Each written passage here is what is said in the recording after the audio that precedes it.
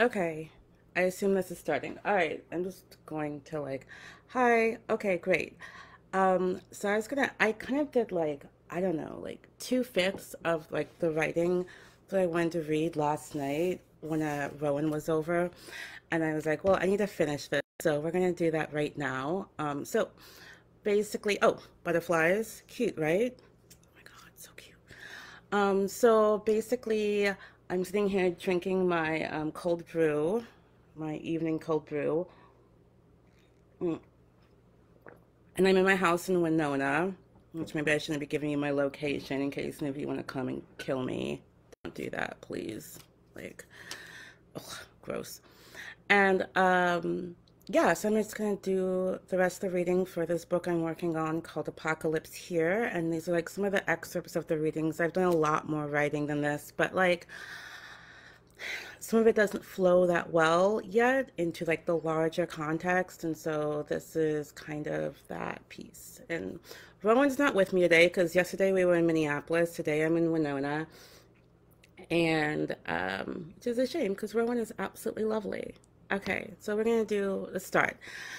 Um, yeah, most of this was written, all of this was written in 2022. Okay. Today the hail began with a crack in the sky. Huge balls of ice were falling and the pale apple blossom petals were falling on the shadowed grass. The wind was throwing it all against the windows and roofs and door frames, and it stopped, and the world became full of sun again. I want to be like this hailstorm, allowed to rage for 20 minutes and then release the sunshine and birds as if nothing happened. No, not as if nothing happened, but as if there is real space, real patience, real openness for all of me and not just the parts that make someone else feel comfortable. I used to have this friend that just couldn't go deep. Everything around him had to be light and easy, but he couldn't fall deep into himself, so he couldn't let anyone else go deep into themselves. When they were around him, and if you live all the time with sun, but no rain, no storm, no lightning, your world becomes a scorched prairie, a dust bowl, where nothing but roaches and dried out husks of humans remain. I don't want any more to pretend, even for a second, that I am someone that I am not. I want to be intense and peaceful, sunny and early morning drifting snow, desert winds and ocean's full moon, all of it, all of it, all of it. Last night, I stood outside, and out of nowhere, I found a bird by the back door. And it just sat there, barely moving, just stood sentry in front of the door, a tiny bird with a fat, round body and small, shadowed beak. I walked towards it until I was basically standing over it, and it didn't move. And it twitched its head slightly towards me, a millimeter of movement, a whisper of breath, and it returned to staring forward at the door. Now, normally, birds never let me get too close. They scatter into the trees and the fence posts and cool grasses farther from my shadow, and I wondered if this bird was injured, was tired, had fallen from the nest and didn't know how to fly. And frankly, honestly, I don't really know that much about birds. All of the mythologies I learned are from cartoons in the 80s and nature documentaries when I'm trying to fall asleep. So, should I save it? Should I pick it up? I heard somewhere not to touch baby birds, the mama will reject it, but it was so small it could be stepped on. It was so quiet that at first I hadn't been sure if it was a weird shaped branch or a rock or a figment of my imagination.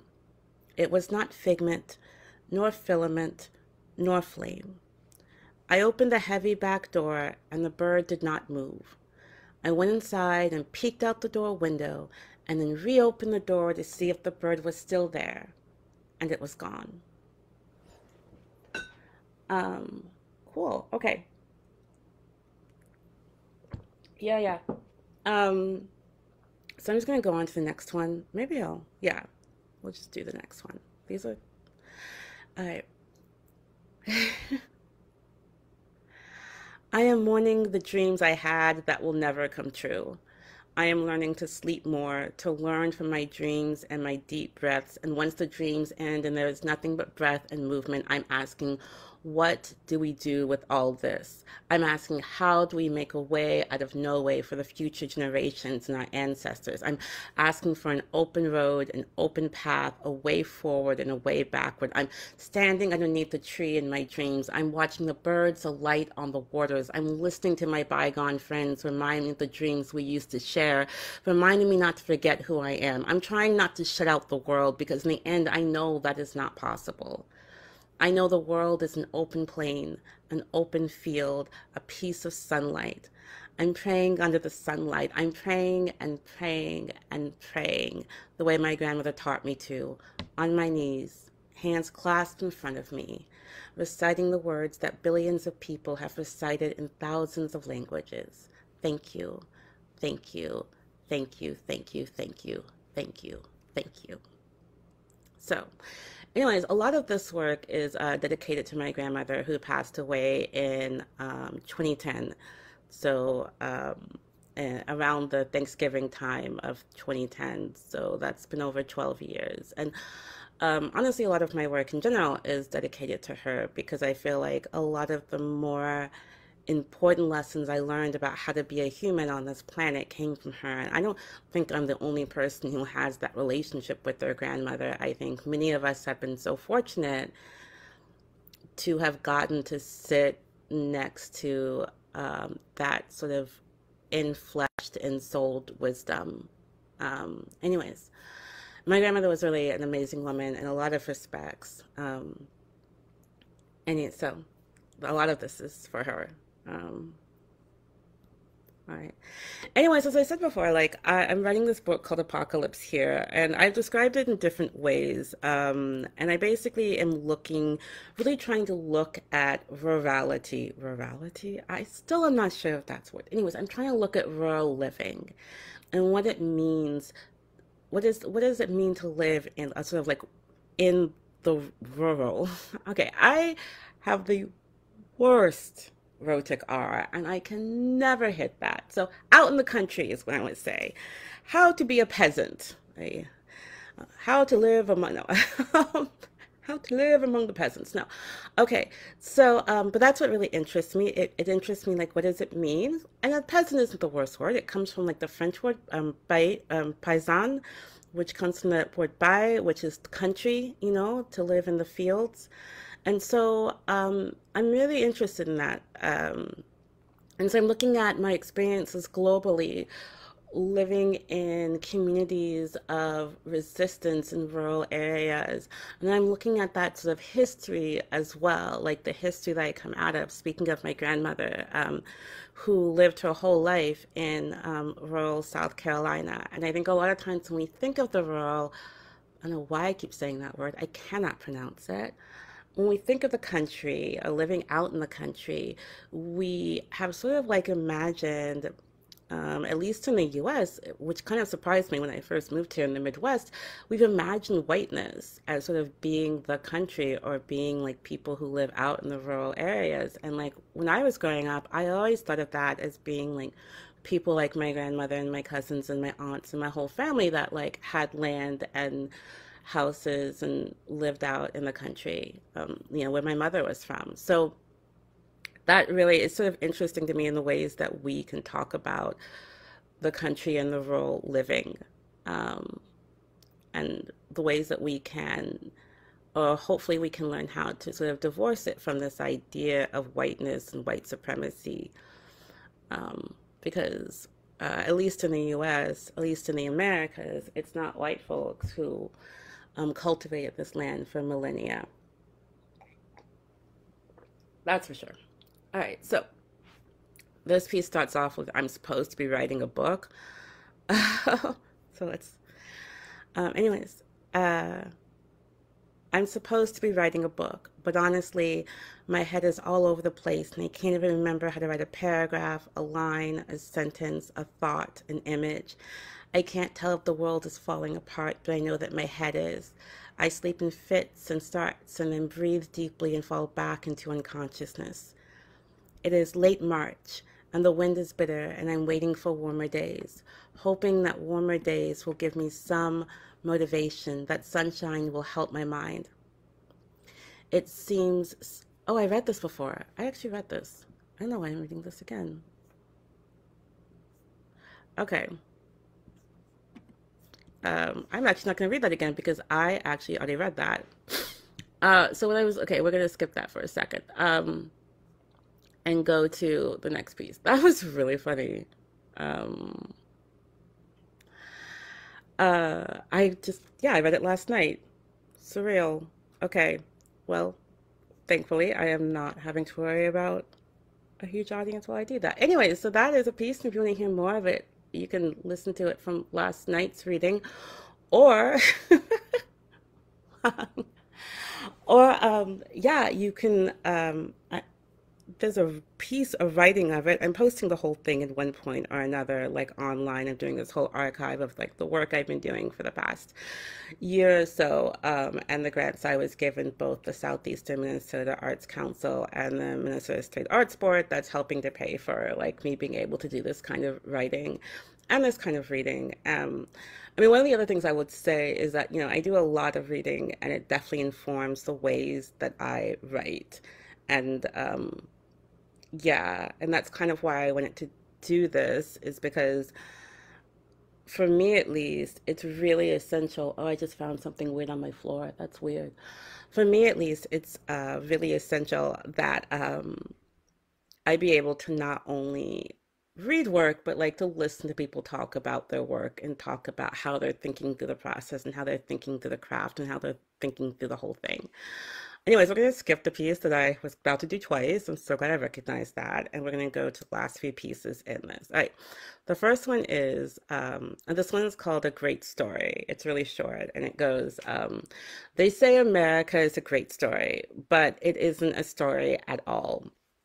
Just a state of mind. Because I know from English 101 class, you need to have the character change in some way, excuse me, in order for it to be a story. And the main character in America is white supremacy, and that never changes. Um, and there's a second part to this so it goes. The first time I visited a refugee camp in Palestine, it was 2003. The Intifada was raging across the towns and cities of the West Bank and Gaza. I was with a delegation researching the Palestinian nonviolent resistance against the Israeli occupation. We walked into streets that had sand and cracked concrete, simple multi-story cement buildings still clearly under construction, painted in bright colors, blues and yellows and pinks, some with murals and graffiti. Children ran along the sides of the buildings, laughing and talking, and quickly staring at us foreigners. Thick wires were strung from building to building, satellites stood on the roofs, pointing to the wispy clouds. I had thought a refugee camp, though, would look more like, well, honestly, more devastated. And so I looked around and I asked, why does it look like this? Why does it look more like a North American ghetto, places I know from like New York or DC? The refugee camps, the classic ones from around 1949, are 4 generations old by now. And I know what the ghetto looks like. Black ghettos in the urban US, especially urban north cities. There are Black refugee camps from the decades of the Great Migration, and they are generations old. Yeah, so um, that is also, I mean, I'm writing about that, even writing about the refugee camps themselves is also like writing about like rural life or rural living in some ways in the West Bank. Like I'm trying to get into those ideas around um, what it meant to live in the villages. So I start off in the refugee camps. All right, this is, I think, going to be, I don't know if this is going to be the last piece. It might be the last piece um, that we do today. I keep having dreams about the transmigration of the soul. I keep dreaming my soul has left this body, this plane, this dimension, and goes and talks with other disembodied souls in some place between life and death. Not heaven, not hell, not limbo, more like we are in a way station, a waiting room, a danse macabre. Last night in my dreams, I said I wanted eternal life, and the other souls near me looked at me aghast, because eternal life is hellish, a Sisyphean nightmare, and would I really want it? Probably not. Sooner or later, I would want it all to end, to stop, to evaporate, to lose consciousness of being conscious. I want to tell a story. I want to set a scene, give some dialogue, describe the characters, tell you about the weather and the way the water tasted going down my throat. I want to tell you that today there is a gorgeous blue sky in the window. The wind coming from the electric fan next to me sounds like a rush of waves on the Atlantic Ocean coast. For decades, I've said that when I die, I want to be cremated and have my ashes mixed in the earth of my family's graveyard in South Carolina.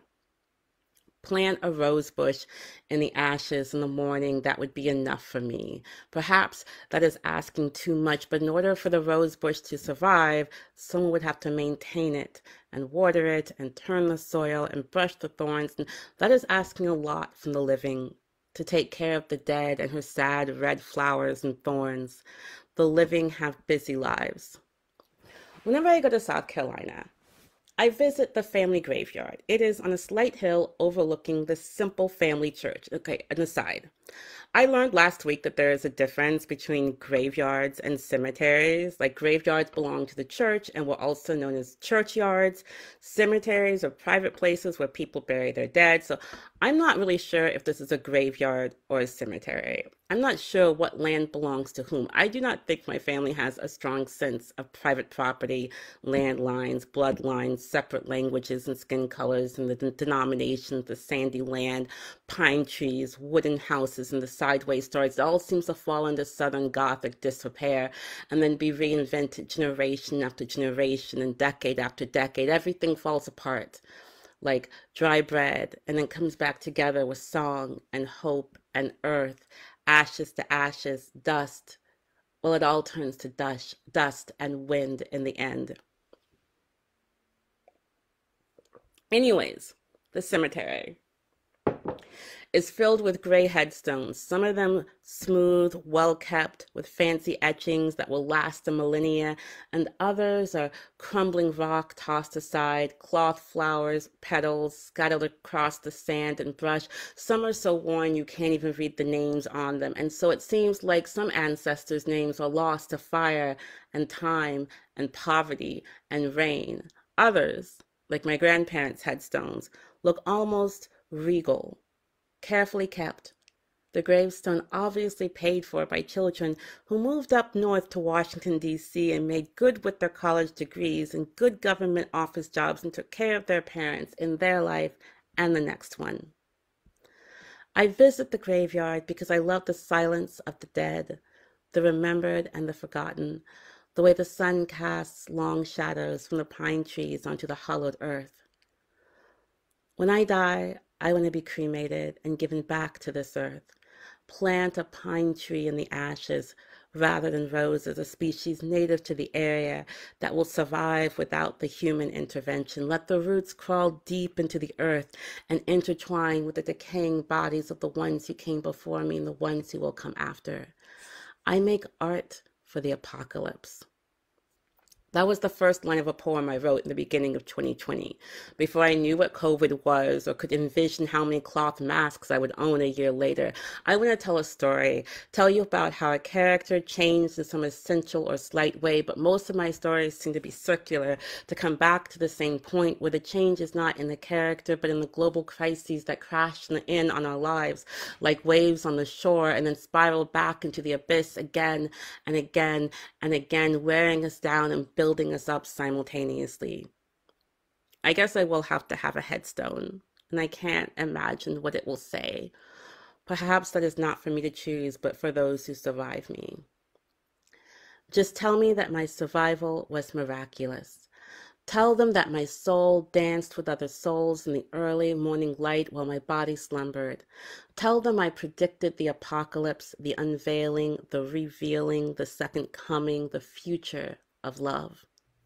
When you bring gifts to my grave, let them be roses, lilies, orchids, dandelions, Queen Anne's lace, a pinch of tobacco, a breath of wine, a bowl of salt water, fallen feathers from pigeons, ravens, doves, magpies, crows, bluebirds, owls, whatever feathers fall before your feet like manna, like rain from an electric storm, like hail from the spring that you were broken-hearted but still willing to believe in something as silly and impossible as romantic love. Bring me earth from your mother's grave, from the war zones, from soft places where you made love or made justice. Write down all your angry words and burn them at the base of the tree. Whisper your taboos into the pine cones and toss them into the ocean or the sweet water of the lake. Bring me the color yellow. I make art for the broken-hearted fighters, for the refugees, for the ones who dare dream of freedom, for the soul-weary travelers looking for a place to rest, for the ones who are brave enough to call this broken planet home. Go out at 3 a.m., the devil's hour, and mix my ashes with the soil, and then plant a Carolina rose bush in the first blush of morning. Rosa morning. It's native to this land, so I won't have to be cared for by human hands. Years ago, when my daughter first moved to Minnesota, she planted a rose in our backyard, and we do nothing for it. And year after year after year, it blooms, growing stronger and taller, and it is like a tiny miracle that blossoms for a week or two in the summer and then fades away into thorns and dried leaves and then blooms again. All right, cool. So that is what we're doing. That's what we did. Oh, I know. We're gonna change the headgear though, first and foremost. We're gonna take these off. Okay, wait. I have really, these amuse me to no end. I just think they're so amazing. I love these sunglasses. Cheers.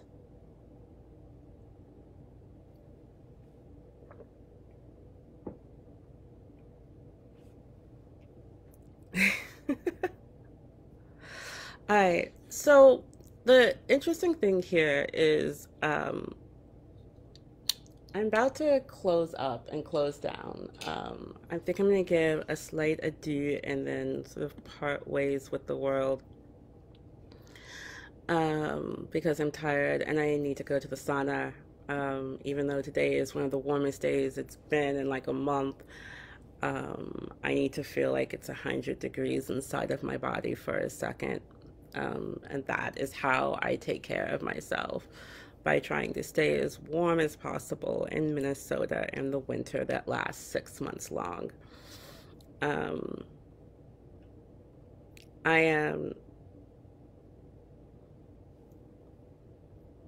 super excited that this year is going to end.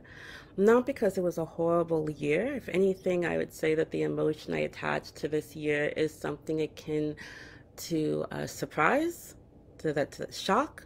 Like, it just seemed like so many things happened. Like, I thought I had a plan for what 2022 was going to look like, and so many other things occurred instead. And they not just occurred, but like I made choices that I did not have on my list, and I'm super grateful. I went to Costa Rica for the first time. I work another job, a new job. I got to make really gorgeous art. I got to make really lovely new friends. Um, my house is every day becoming a little bit more sane, and a little bit feels a little bit more like it embodies my own energy. My daughter is happy. The year has been good to me. I hope it's been good to all of you. Oh wait, okay, I forgot that I was supposed to, hold on one second. Um, yeah, I need to do this one last thing. Give me 1 second. Um,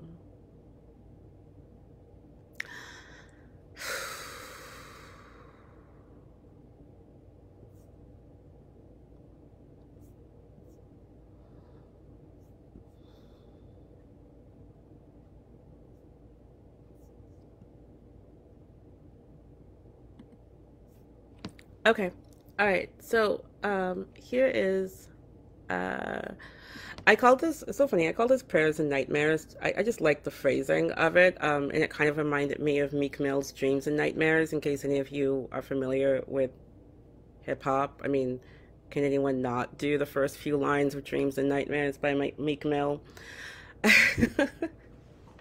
um, and part of that has to do with the fact that like I have myself been having not nightmares, but dreams where I escape death.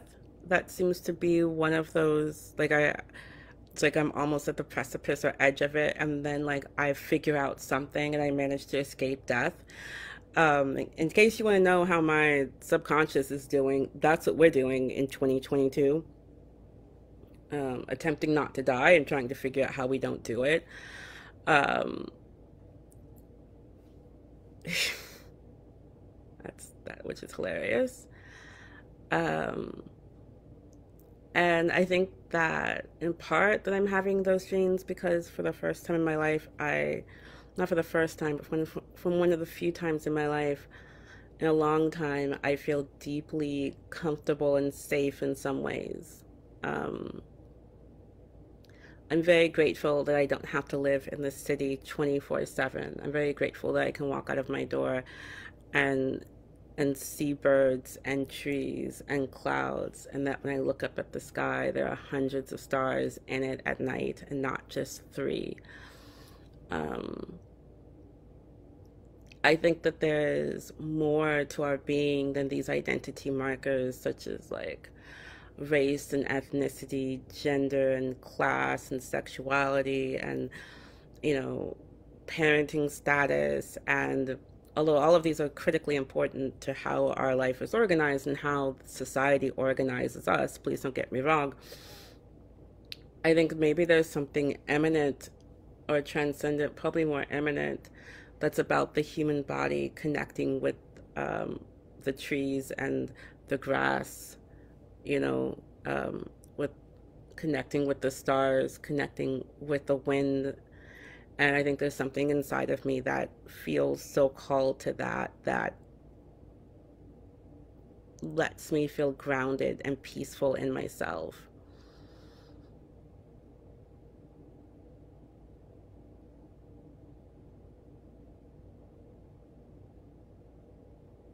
I think the world is huge, it's big, it's amazing. And we are so blessed to be able to live inside of it at this moment. And it seems like a strange thing that we kind of begin to take it for granted.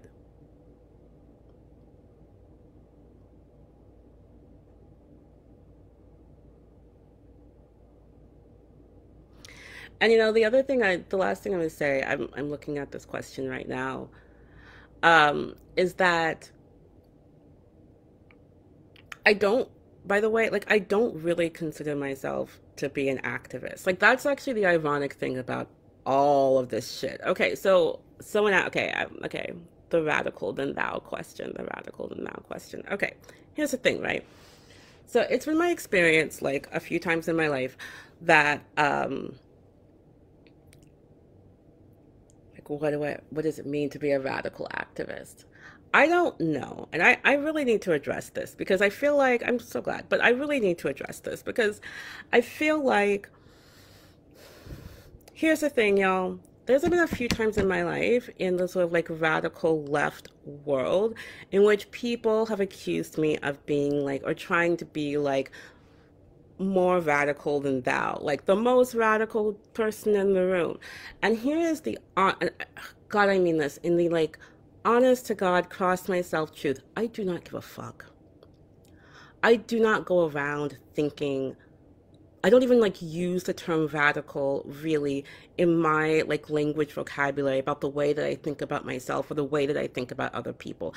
Look, I'm competitive as fuck about some things, but it's really not about like being the most radical or being the most activisty. I would be super happy, absolutely delighted if no one ever referred to me as an activist again. I have tried for most of my adult life to step out of that label and it keeps being put on me And I understand that I have to use it. You know what I'm saying? Like I have to use it because that's the thing that people say when they are trying to put me into a category, into a label. And there's plenty of labels I'm totally cool with. Call me black, call me indigenous, call me non-binary, whatever. But activist is always one I kind of half roll my eyes at, but I get it. I get it. Like I get it because it's like if what I do is an activism, then it makes a lot of other people feel like what they're doing can't be activism because they have this hierarchy of activism and I'm higher. What I don't care, y'all. I really don't. Like I'm not trying to be the most activisty person in the room. And I'm damn well not trying to be the most radical person in the room.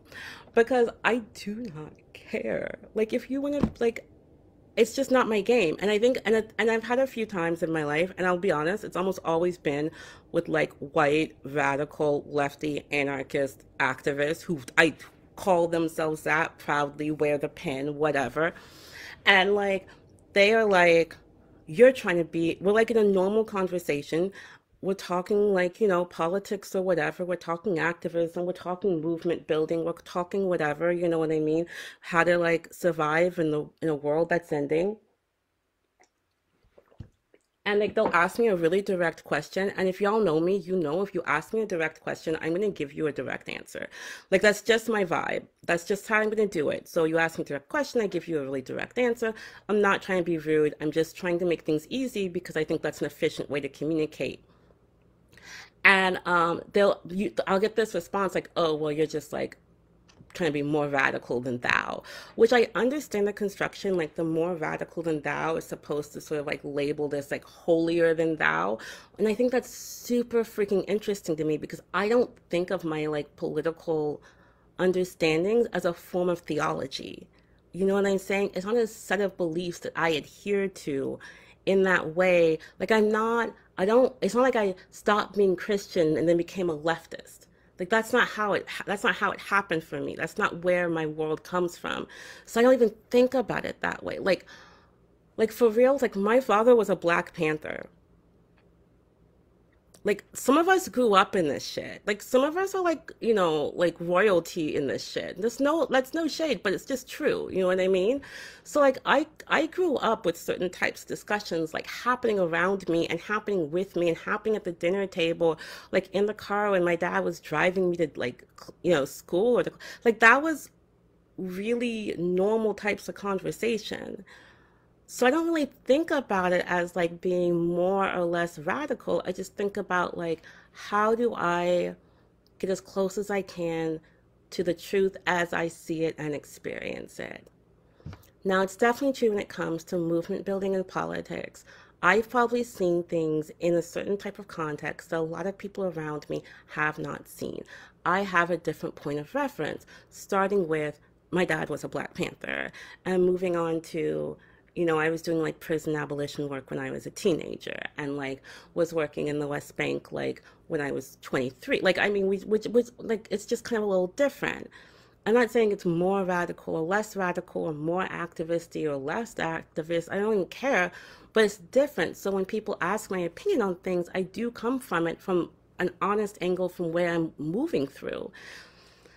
And I've had a couple of people, even in this town, try to accuse me of trying to be like the most radical. And I just think that's such a projection that they're making on me. Because if you're going to ask me like what I'm competitive about, I mean, I'm probably more competitive thinking like my style is cooler than yours, or like, you know, like I'm a petty bitch like that.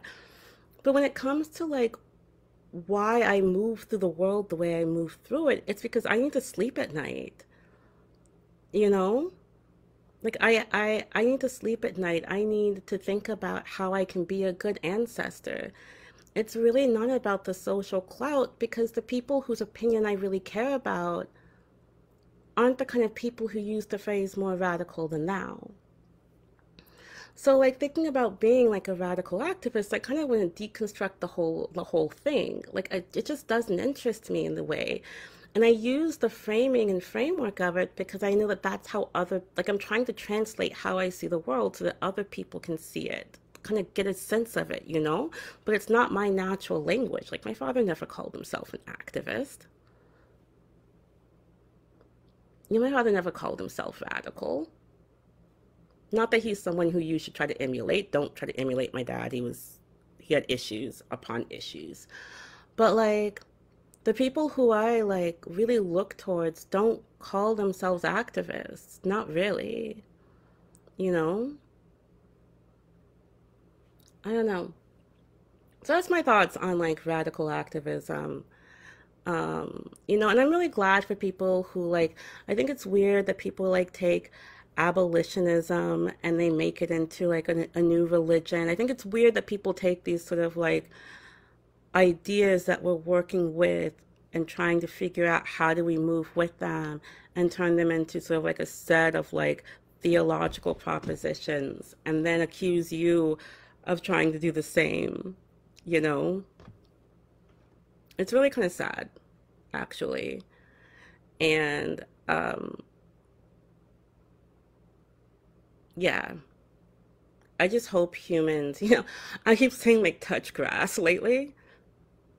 Um, and I kind of want to be like go out and look at the stars for a second. You know what I mean? Go out and think about how, figure out a way to live in this world so that you can be okay with yourself.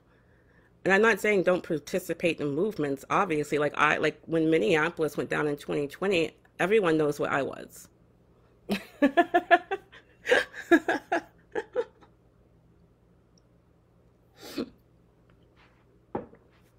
Um, but I just think, you know, like, and maybe it also just kind of comes, it doesn't even come with age. I've been this way since I was like a teenager. I really don't care about being an activist. Um, but I do believe that let people have the right to liberation and people have the right to be free. And I do believe that praxis matters. I do believe that. I do believe that how you live on this, like when I look at your theoretical propositions and your opinions or whatever, and your sort of like theological revolutionary, I'm also looking at how you like treat women. I'm looking at how you treat black women in particular. You know, I mean, there's so many people out there who are abolitionists who treat black women like shit. There's so many people out there who are abolitionists who like won't even look me in the eye because they're afraid that like I'm gonna like I don't know eat their like face off or something, which I'm like the sweetest, whatever. There's so many people out there who are in competition for who can be the most activisty, and I'm like, that's low hanging fruit, girl. Just you know, fine, go for it. Um, Whatever. It's not even a thing to me at this point in my game. And also, I'll just end it on this. Like, I mean, if I'm gonna be a petty materialistic bitch, which I am sometimes, I am. You know, I don't like sometimes I'm not gonna say that. I'm not gonna say what I was gonna say, but like I mean I'm competitive, but it's not in that arena. It really isn't.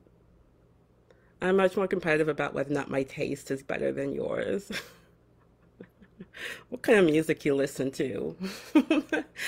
Like ridiculous shallow things like that, but not in terms of how do we ethically live on this planet. That's not a competition for me. I hope it's not a competition for anyone else. Yeah, exactly. They tend to voice the perception and fear of the person. This exactly, Michelle. So I just kind of I let that be what it is. Anyways, sorry, what happened? I should explain. Like, what happened was I asked people to like send me questions and I was going to answer them. And, and I gave them, yeah. And I'm not going to answer all, some of them are too private to be engaging with on this lovely public forum, but I can answer the one about radical activism. I can definitely do that. Um, yeah. Yeah, yeah, yeah.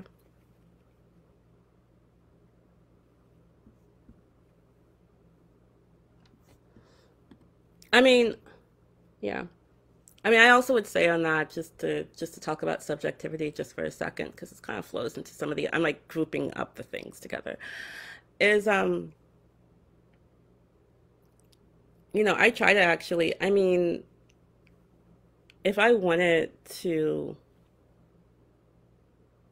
I don't know, my grandmother wasn't an activist, you know, but she was radical as fuck. She got to the root of things, right? Um, I think there's a lot that we have to learn from both from our living and our after living ancestors about what survival really looks like. Um, so okay, I'm just gonna let that cook for half a second. Oh my goodness. Okay.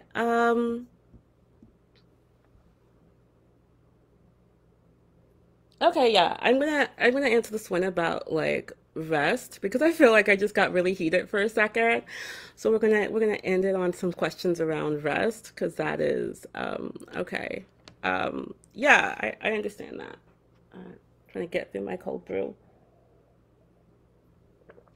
Speaking of rest, I'm about to go to the sauna real soon, so this is a really good segue. And this is what I'll say about the whole rest of it. First off, I'm a fan of Trisha Hershey's work. It's sitting right over here, honestly. I haven't read the whole book, but I've been following online for the past few years. I think her work is, I think she makes a really important intervention. Um, Let me talk a little bit about self-care, the good, the bad, and the ugly, right? So, I mean, I don't even know what self-care means at this point because I feel like when I first started using the phrase, like it meant something completely different. Like it didn't have the consumerist elements to it. Because it took me a while to realize that when I said self care, like people thought I meant like bubble baths and I don't facials. That was never my thing. It's like when we talk about like, you're trying to end generational curses and people mean financially. And I just never thought of it in terms of money. I mean, this is always sort of like this consumerist, materialist version of these ideas that are meant to be like more holistic and bringing us closer and into our relationship with each other. And somehow, rather than bringing us in closer relationship with each other, it's bringing us in closer relationship with material bought goods. I don't really understand how that's going down. But the older I get, um, the more I believe in rest. But I've always been that girl. I am never the girl who goes on vacation and wants to do a million things. I don't even want to do five things on vacation. I gotta be honest with you. I want to chill. If I'm not chilling on vacation, it's called work. Do not tell me it's a work retreat where we get up at 8 o'clock in the morning and then we go all day. That's not a retreat. Like I want to lay in bed, read books, and look at the sun or the stars or a tree. I don't know, but I don't. I just want to chill. I just want to chill. And part of that probably has to do with the fact that when I'm not chilling, I'm very on go. So I have to remind myself to like come to the earth, to come to gravity, to come down. And that's all I think self-care it really is. It's the actual caring for the self and the soul. And the self and the soul don't really need that much, really. You know, it doesn't need a plane ticket necessarily. It might, it doesn't necessarily. It doesn't need a spa day necessarily. It might, but not necessarily. In the end, I feel like the point is that we come down to the earth. Um, that we reconnect to that part of ourselves that is deeply mammalian, that hibernates in the winter, you know. So I allow myself as much as possible under today's, global capitalist structure where I still need to pay my bills and shit to rest as much as possible, especially in the winter. Um, I'm really fortunate that I have that opportunity to do so as much as I do. And I really try to create a life by both one, simplifying what I need, like what I need, being really clear about what my priorities are and aiming towards the kind of work life, frankly, that lets me take the downtime that I need. I say as I'm like curled up on my couch right now, I have like my little lit. So I don't really do Christmas, but I like have this tree that's gonna be here all year long, honestly. But like, um, this is my form of self care and rest. Which, granted, I did buy the tree, you know what I mean. But like, for me, it includes things like beautiful surroundings, a mellow vibe, really good people, good conversations, warm weather. Sorry, I'm in Minnesota. I get a little bit cranky about the weather. And knowing that I can sleep in the morning and stay up late at night, good books, good food. That's self-care. It doesn't take much. Um, I think it's very interesting to me the way that so many people, which I guess is a very cliched thing to say. I feel like I'm John Lennon's Imagine right now, but like how much of their self-identity is all about what they can buy. I know that's so cliched, but like it's really, really true, y'all. Like, oh my God, I see people and I'm like, okay, okay, okay. Um, so I'm gonna sign off now. I thought I was gonna read one piece to end it, but I think this is really good enough for me. Um, well, actually, I know what I will. I'm gonna read this last piece and then I'm gonna sign off. It's called Two Candles Burning Next to Each Other. So that's how we're gonna end this. Excuse me. I'm like really burpy today. All right. It is dark outside and a lightning storm has been flashing around my house for hours. I don't know the direction of east, west, north, south in this town or any town. I think this surprises people. I'm horrible at directions, but I wasn't raised on a farm, and the lightning is coming from the same place that sunsets happen, and the thunder is in the background. The lightning has taken over the sky and sounds like a hawk, like metal scraping against metal, like heartbreak and the heart sewn back together again, like I wish and I want and I dream, sounds the way the earth sounds waking up. It is a bit sacrilegious for me to sit here typing on my laptop about lightning. If my grandmother was still alive, if I was in South Carolina, if we were in her house, she would make us turn all the lights and electronics off, unplug everything, listen to the Lord. Hold up, I'm going to do that right now. Turn all the lights off, light candles, unplug the laptop. This too is a ceremony of sorts. Okay, the lights are unplugged and the candles are burning. And as my grandmother would say, be quiet now. Shush now. The Lord is speaking. I saw an interview with Reza Aslan, the theological scholar, who says that it appears to be a part of the human brain to believe in some kind of divinity and something else that seems inherent to most human brains, like the skills for language or love. And even though I am an atheist, I still talk with that non-being beingness constantly. Some would call that constant prayer. In Islam, we are taught dhikr, dhikr, remember, remember Allah. And remembering has never been my problem. I struggle to forget. But as that constant answer to mystery, to why, to what, to who, to something, some kind of question that I'm constantly throwing out there, something like, in this deep loneliness, am I alone? And then there's the thunder echoing, the lightning like a reply to a long cast question. Will I ever be loved? Will I ever be able to rest for so long, for as long as my body wants, for as long as my grandmother wanted me to? When I think back to my grandmother, my hardworking grandmother, who let me sleep in till 2 p.m. every day except Sunday, of course, in the summertime and made me lunch and loved my stories. I truly believed she knew something that I am slowly knowing. She let me stay up till 4 a.m. reading books and making up new languages and dreaming, staring up at the white ceiling. The lightning has picked up speed and is racing across the windows. And of course, at moments like this, I believe in God by not believing God, but believing. Earlier today, it hailed so hard, the balls of ice slamming against the windows for an hour, and then the soft rain. And I walked outside and started crying like I was the protagonist in a 90s music video, walking down the empty streets of a small town, surrounded by houses, filled with people I don't even think I know. When I was a teenager, one of my favorite books was Carson McCullers' The Heart is a Lonely Hunter.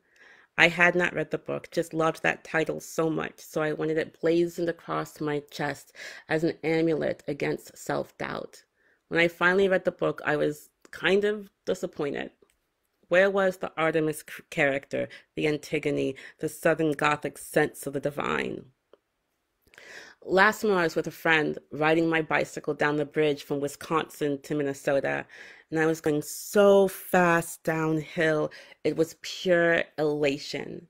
And I thought, this is what it must feel like to die. Just that full freedom and release over and over again. My arm tracing the horizon where the river meets the sky. My eyes full of light, my eyes the wound where the light gets in, my eyes observing all the madness on the earth and all the love despite it all. John Prine died at the beginning of the COVID days, and I learned the song In Spite of Ourselves. And that's the kind of love I want. Love, like a slow storm. All right, y'all, this was fun. Have a great New Year's, and I hope that everyone is able to, I don't know, rest and relax and celebrate. It's 2023, y'all. It's not yet. We got 2 more days. All right, bye.